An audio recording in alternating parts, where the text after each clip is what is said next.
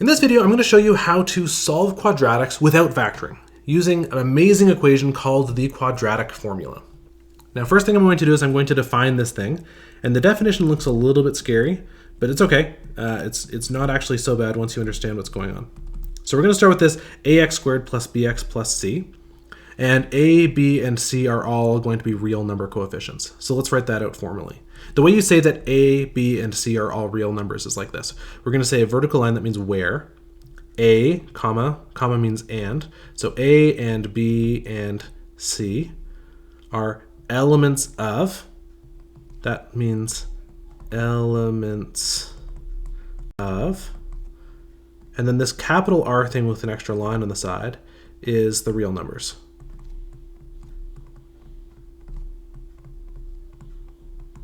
So this means that A, B, and C are all real numbers. And we need one other restriction. So and A is not equal to 0. Because if A was 0, then this wouldn't be a quadratic at all. It would then just be a linear binomial, in which case you just use your grade 8 algebra to solve.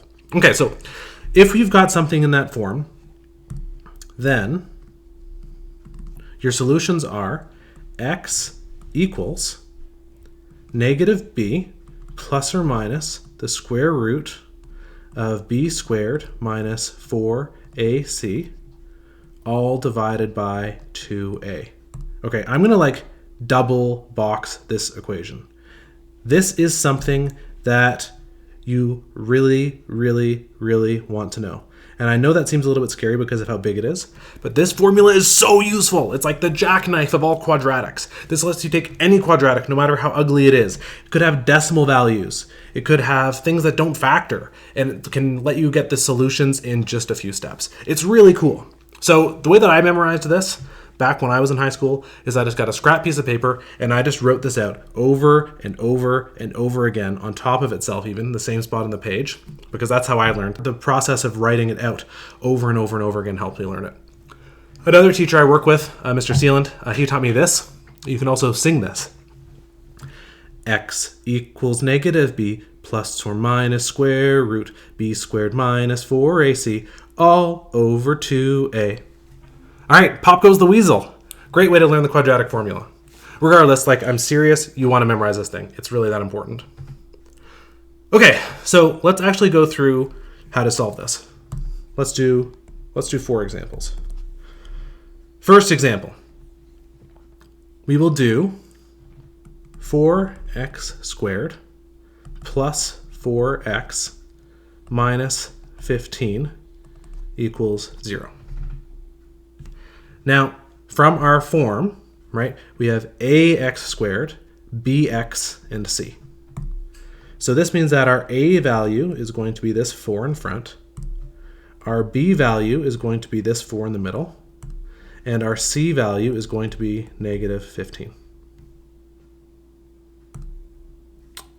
So let's write out our equation, our quadratic formula. X equals negative b, so that's negative 4, plus or minus square root b squared minus 4a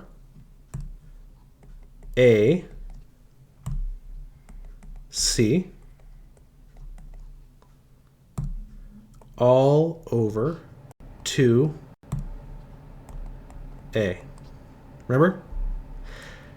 X equals negative b plus or minus square root b squared minus 4ac all over 2a. Cool. So this is actually both possible solutions to this quadratic. No factoring needed. Now we're going to have to do a little bit of algebra to simplify this.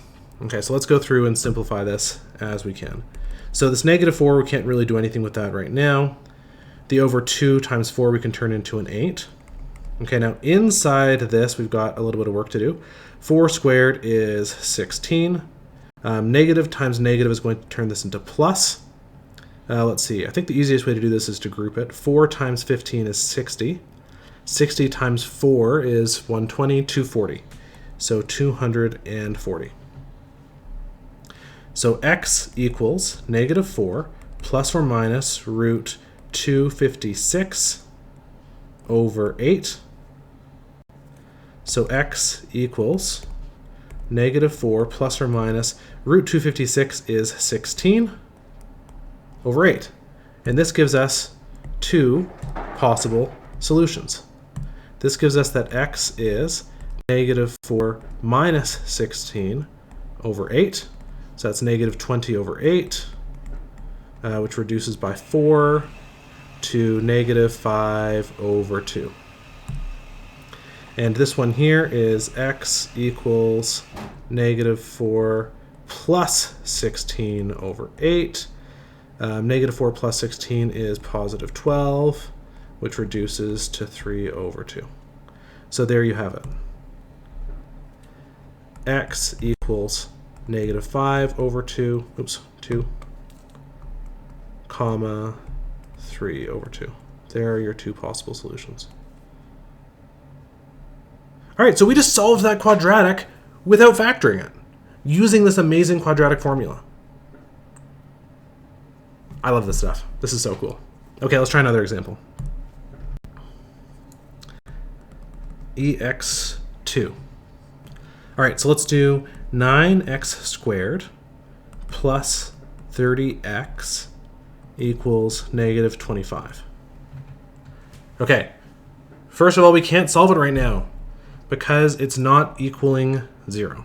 Okay, we need to have everything on our left-hand side or our right-hand side, but we need to have everything equal 0 in order to use this amazing quadratic formula.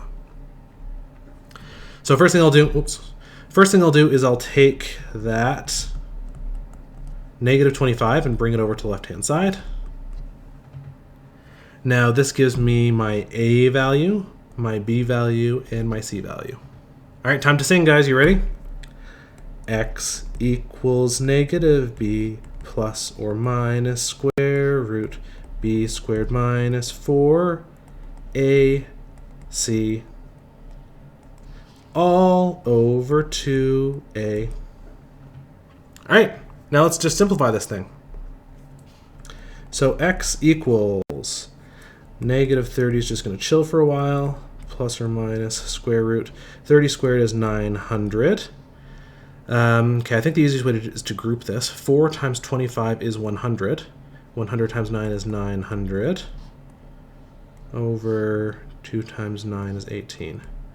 Whoa! 900 minus 900, that's 0, right? 900 minus 900 is 0. So this is technically x equals negative 30 plus or minus 0 over 18. And plus or minus 0, like, literally doesn't matter. Our answer is just negative 30 over 18, which is, I guess we can reduce that by 6, negative 5 over 3. This quadratic only has one solution, and we see that it only has one solution because you're doing plus or minus nothing. Plus or minus 0 means you only have your negative b over 2a. And there you have it. There's your solution. Okay, let's try another.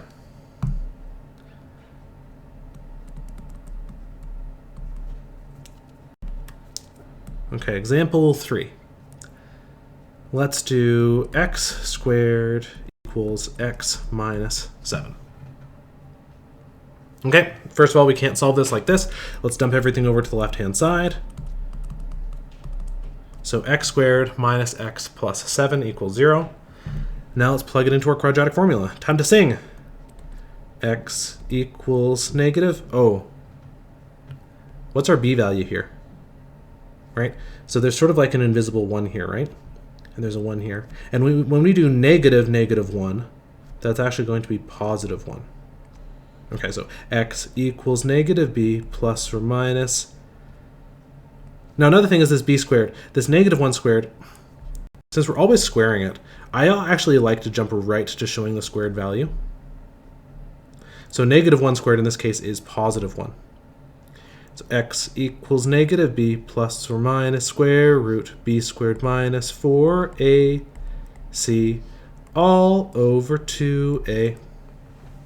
All right, now let's go through and do this. So x equals 1 plus or minus So 4 times 7 is 28. The 1 doesn't matter. Negative 28 and 1 makes negative 27 all over 2. We've got a negative inside of a square root. Can you square root a negative number? No, you can't. So this means that there are no solutions.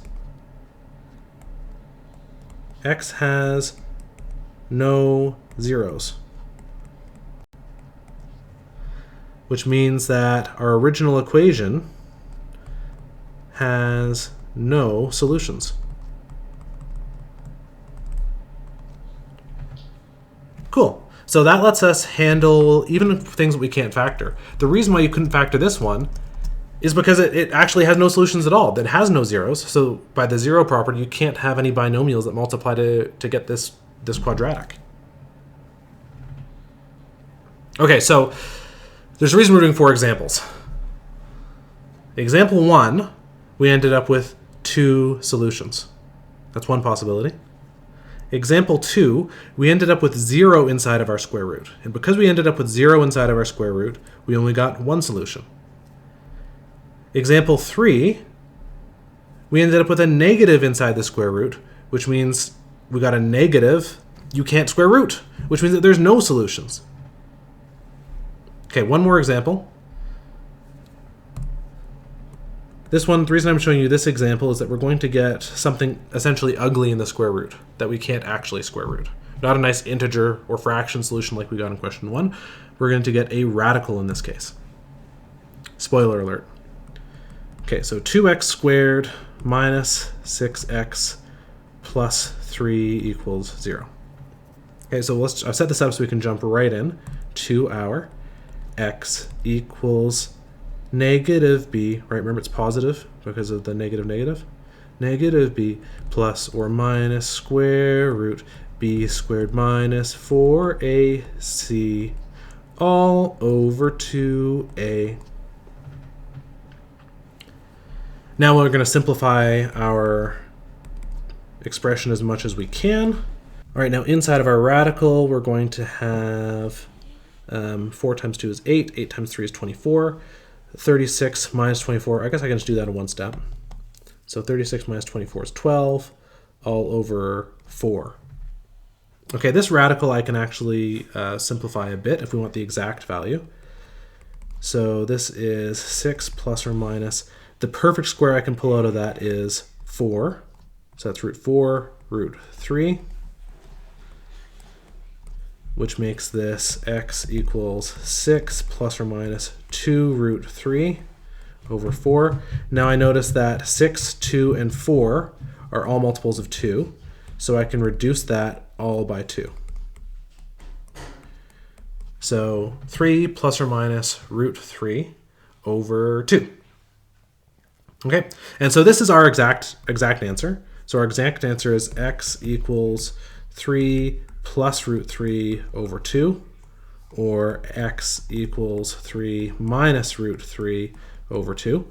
So if you want your exact answers, which you sometimes do, this is our exact solutions. But sometimes you actually want your decimal solutions. So you do x equals 3 minus square root 3 is 1.73205 over 2, and x equals 3 plus 1.73205 over 2. So you can plug these two into your calculator, and you get x equals 0. If you round correctly, 63, and x equals, if you round correctly, 2.4. And so these are your approximate values, your approximate solutions. A lot easier to graph these on your number line than these, though. All right, there you have it. So that is the quadratic equation. Probably the most useful formula in all of high school math. And I hope you enjoy using it as much as I do. And remember to sing Pop Goes the Weasel.